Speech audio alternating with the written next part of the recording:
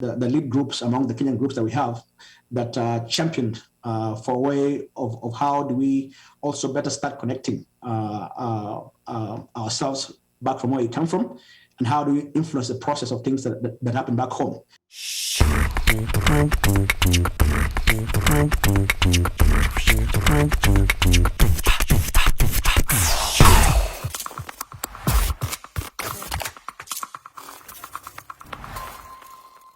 So yes, I was the former president of Mwanyagetinge, which is one of the largest Kenyan groups in the diaspora, but mainly based in Minnesota. I was there for the last 10 years, and the current president, Madam Hulda, who I should say she's also running for Senate here in Minnesota, was part of my team during my first term as well. Mwanyagetinge, by large, is basically a community group that basically brings Kenyans together in Minnesota and the US, if you will. Number one, come together and just share our common cultural background.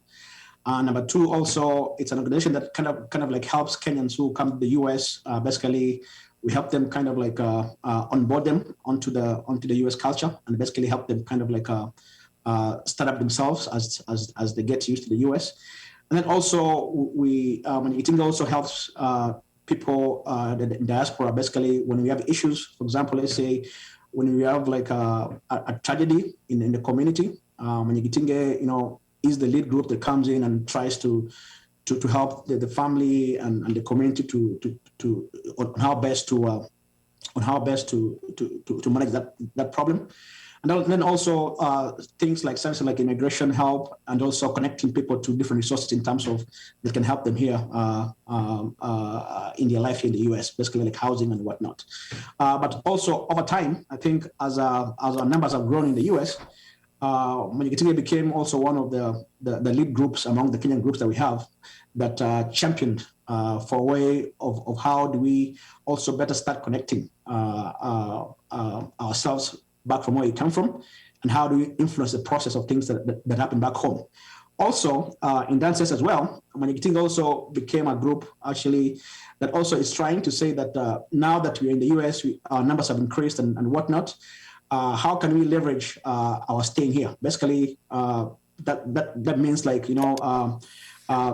parents taking part in school committees, people who never go back home, trying to be part of the process in terms of like running for office here, for mayor, for city council seats, and also all the way to to being a state rep or even a Congress person. So over time, it has evolved, and I think as it evolved, I also evolved as well. Basically, through my connections, through working with people, that sense also led me to now say that I think there's more we can do as a Kenyan diaspora, okay. Not just here in the US, but also back home. So that's my journey, if you will, in terms of how I'm getting to actually running in office in Kenya as well. Okay, that's really amazing. And one thing I was curious about, the diaspora group Mwanyagetinge, is it a group that was open to any Kenyan in the US or maybe any Kenyan in Minnesota, or was it restricted to Kenyans from Kisii and Nyamira County?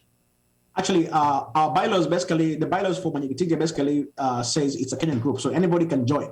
But I think why people kind of get this misunderstanding is I think Mwanyagetinge is a Kisii name. So basically people assume that, it's a Kisii group.